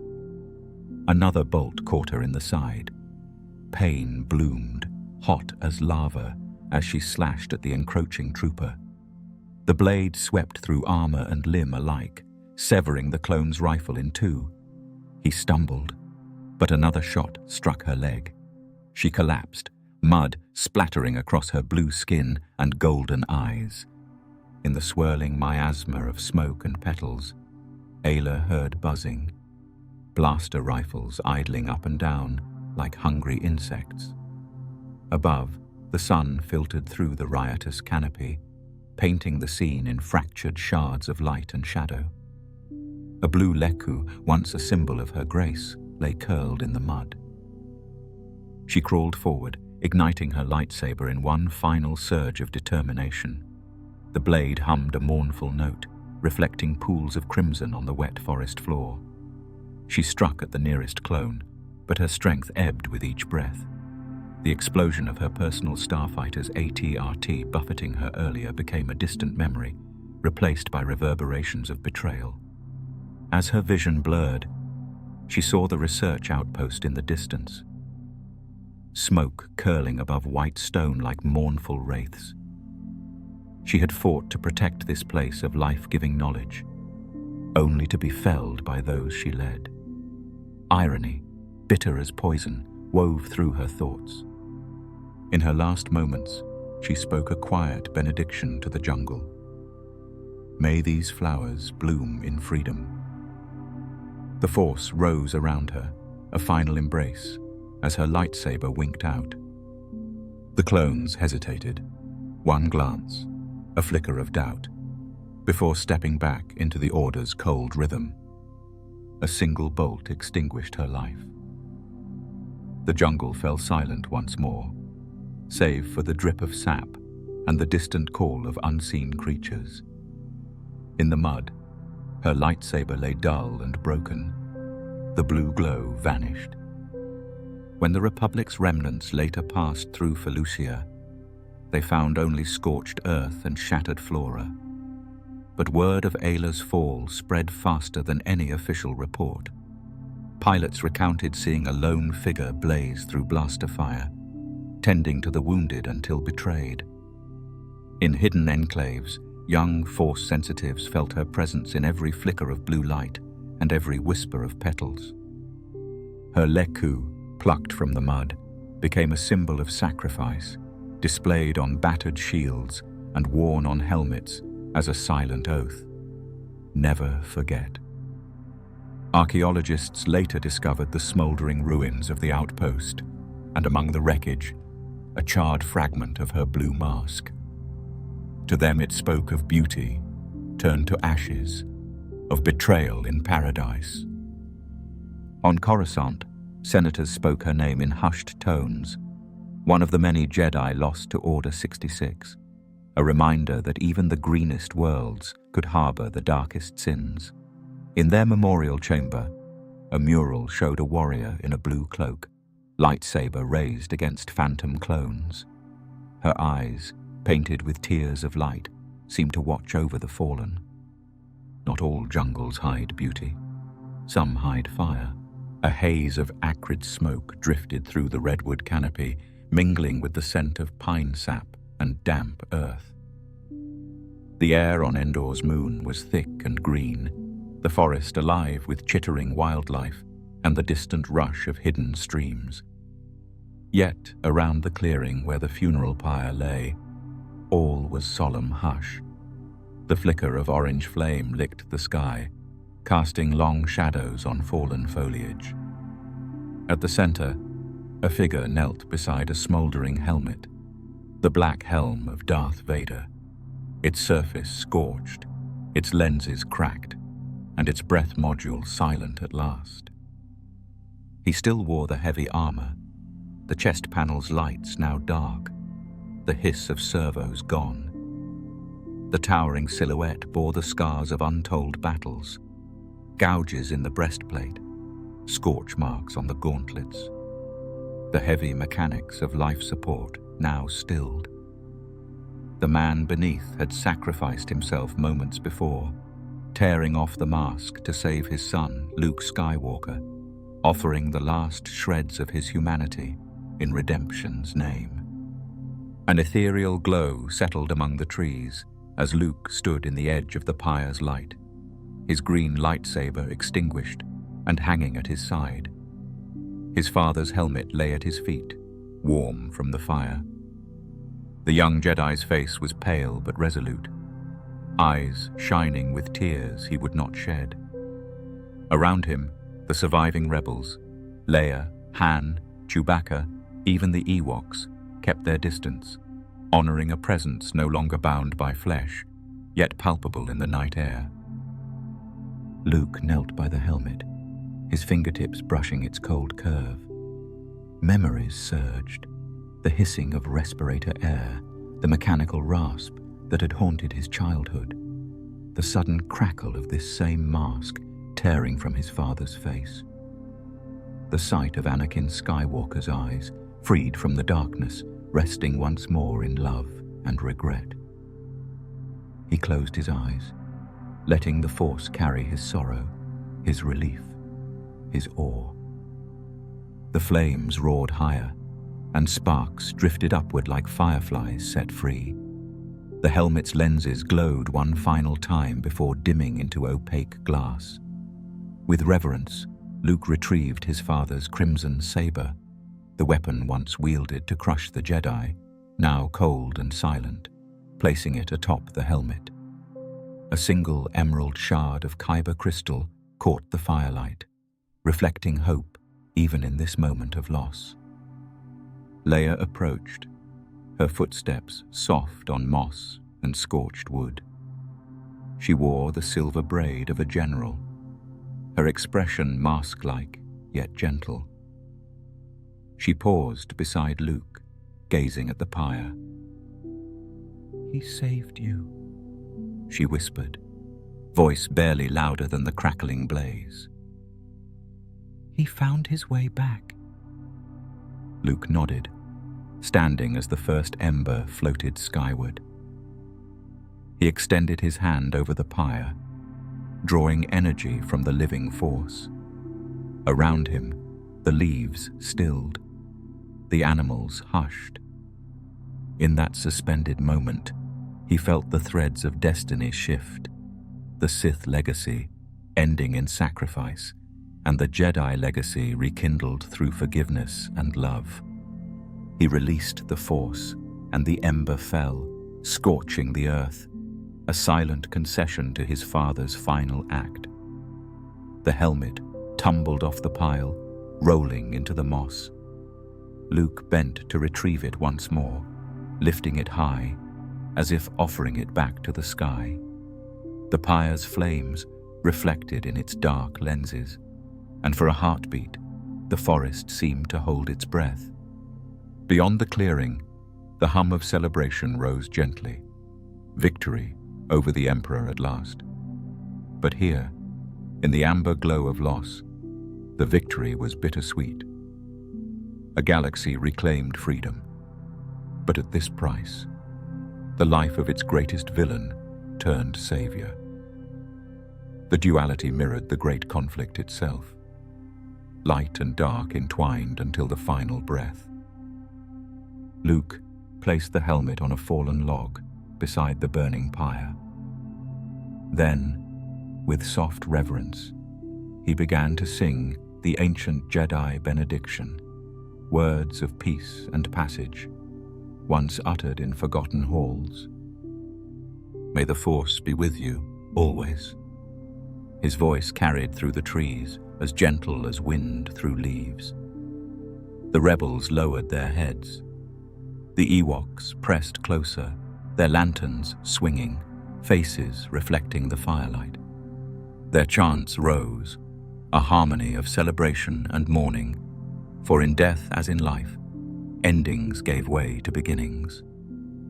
When the final log collapsed and the flames sputtered to embers, Luke stepped into the glow. He retrieved a single shard of charred wood, holding it like a relic. He looked to the stars peeking through the canopy, where distant speckles of light echoed the spark of every soul lost and found. Leia joined him, placing a hand on his shoulder. "He rests now," she said. "No more pain." Luke nodded, tucking the shard into his robe. "The suit is gone. The man lives on, in us." He glanced at the ruined helmet one last time, and in the Force. Silent, they turned from the pyre, leaving the helmet atop the log, a symbol smouldering with memory. The clearing felt lighter with each step, as if the dark weight had finally lifted. The forest exhaled, and the breeze carried away the last tendrils of smoke. Far overhead, a squadron of starfighters formed the signal of triumph, wings flashing silver against the night. The echoes of blaster fire gave way to cheers, distant but potent. Endor's moon, would never forget the day the galaxy's greatest terror fell by his own hand. Luke paused at the clearing's edge, lifting his gaze to the twin moons rising. In their pale light, he saw not just the past, but the promise of dawn. The legacy of the Sith, tempered by sacrifice, would shape the future of the Jedi Order, born anew from ashes and embers. As they walked back toward the celebration, Luke's final thought lingered in the still air, a vow to honor both the darkness he overcame and the light he carried forward. But some pyres burn brighter. The acrid stench of sulfur clung to the air, mingling with the metallic tang of blood and smoke. Each breath scorched lungs already raw, as if Mustafar itself inhaled pain. The ground trembled beneath Anakin Skywalker's boots, every step he took sinking into molten rock, his skin aflame with agony. Around him, rivers of lava roared like a living beast, their orange fury illuminating his twisted reflection in scattered pools of ash. In this hellish forge, the Chosen One found himself both creator and victim of his own undoing. He had arrived moments before as Darth Vader, lightsaber's crimson glow cutting through smoky shadows. Now, the weapon lay abandoned at his feet, its crystal spent, its promise of power turned to ash. Across the gorge, Obi-Wan Kenobi stood silent, sorrow etched in every crease of his worn robes. The familiar crackle of molten rivers filled the space between them, louder than words. Anakin tried to speak, but his voice emerged as a ragged rasp, each syllable a torch to his throat. His armor, once a symbol of unstoppable strength, was now fused to his flesh, charred plates welding onto seared skin. He fell to his knees, the world tilting as the heat pressed down, a merciless weight that refused to relent. With a trembling hand, he reached for the edge of a cooling fragment of rock, fingertips blistering at the contact. Obi-Wan. His name was a whisper, a final plea carried on the wind. He thought of Padmé, her gentle smile, the warmth of her hand in his.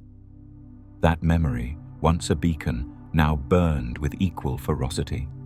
He had sworn to protect her, yet in his pursuit of power, he had destroyed everything he loved.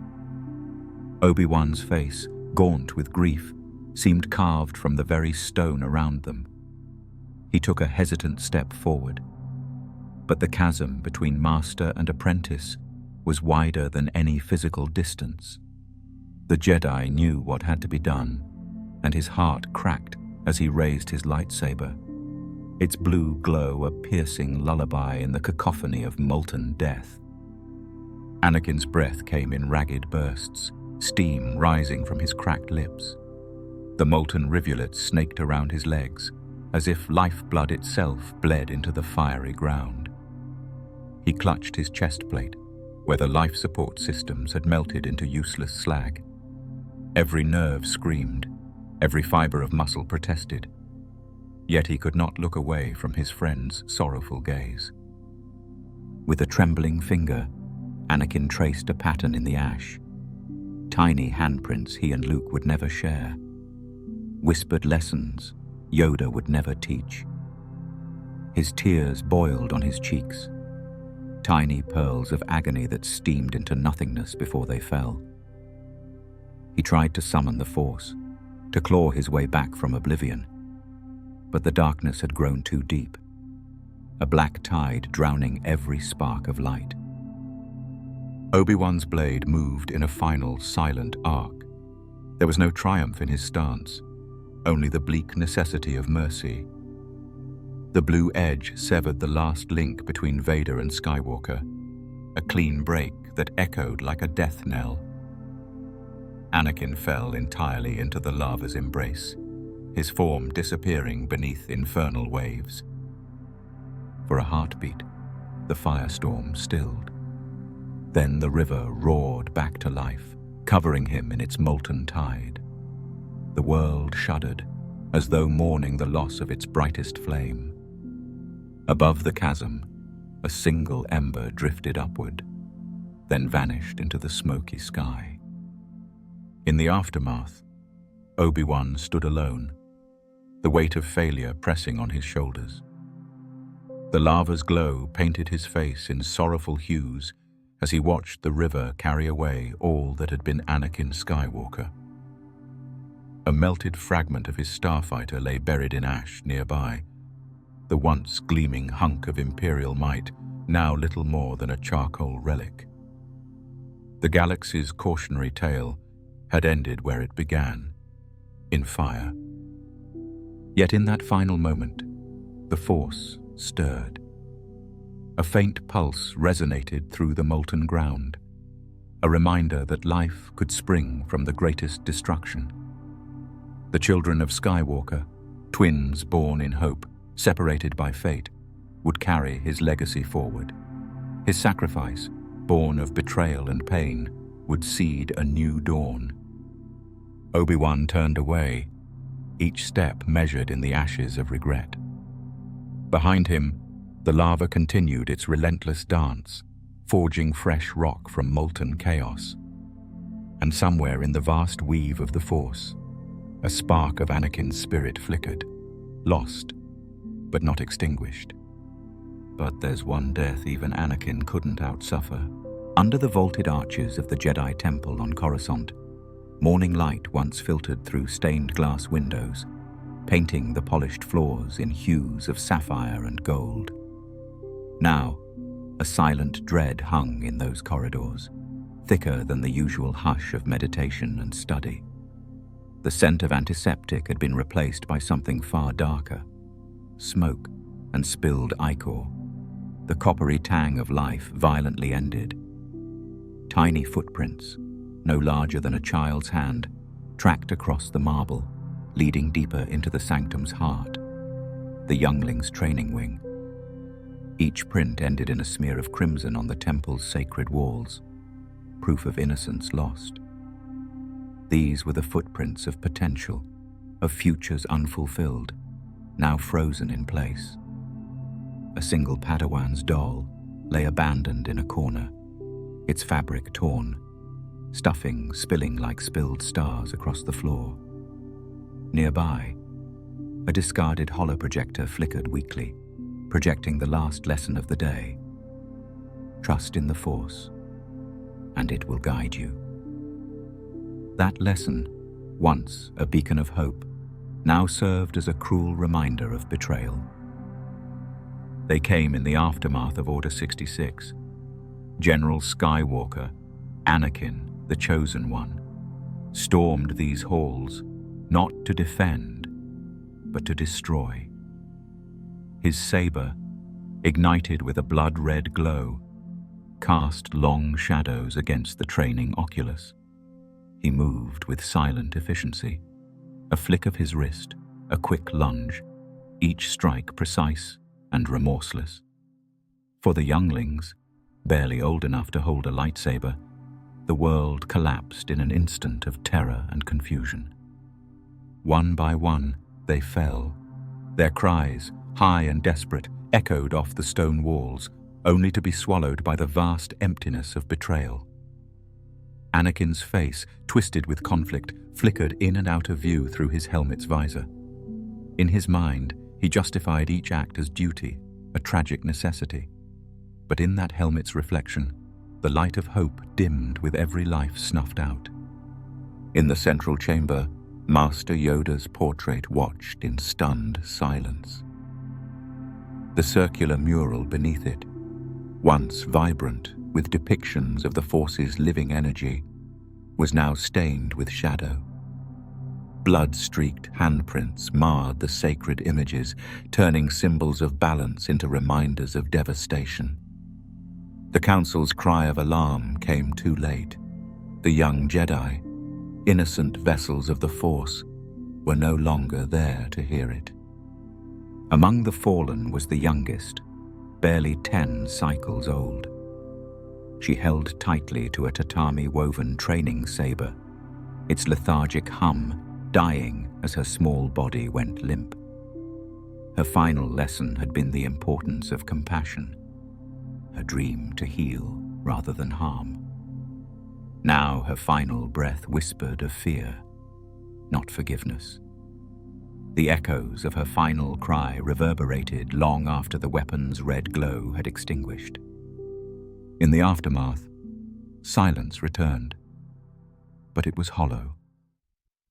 The temple's guardians, those who survived, entered the halls with eyes downcast, robes dragging across blood-slick floors. They found the holoprojector looping in its lonely projection, the younglings' hopeful faces smiling up at a future that had been erased. Each servant of the Force bowed their head, covered their hearts in grief, and carried the weight of this atrocity deeper into the rebuilding that would follow. Beyond these walls, rumors spread like wildfire. Across Coruscant spires, whispers of Skywalker's fall and the slaughter of the younglings fueled outrage and despair. Ordinary citizens, once inspired by tales of Jedi heroism, now recoiled in horror at the thought that the Chosen One could unleash such cruelty. The galaxy's faith in its guardians trembled. Yet from this darkness, a spark of resolve ignited. In exile and hiding, surviving Jedi, echoes of light themselves, heard the call of the fallen apprentices. They gathered in secret conclaves, their voices low with sorrow, but steeled with purpose. They vowed to honor the youngling's memory not with vengeance, but with renewed dedication to the living Force and the protection of its innocent keepers. On a distant moon, a new temple would rise, humble in design, hidden from prying eyes, built upon the lessons etched in blood. Statues of the younglings, their tiny handprints immortalized in stone, would remind future generations that the greatest betrayal can give birth to the strongest convictions. In the quiet dawn, torchlight would dance across their likenesses, illuminating the path of compassion and courage they never walked, but whose legacy they bestowed upon the galaxy. Some horrors redefine pain, bending the arc of history itself. Yet in the heartache of loss, the Force whispers of renewal. From those tiny handprints on blood-streaked walls emerged a promise. The innocence that once fell under betrayal's blade would guide a new generation, ensuring that no darkness, however profound, could ever fully extinguish the light. From ignoble explosions to soul-crushing betrayals, Star Wars deaths teach us that pain isn't just physical, it's the echo of what could have been. The galaxy's heroes and villains alike are bound by mortality's cruel joke. Even the Force can't save you from a bad script. Yet in these horrific ends lies a strange hope. Anakin's ashes fertilized Luke's legacy. Kanan's sacrifice birthed a rebellion. So next time you watch a Star Wars death, ask, what grows from this end?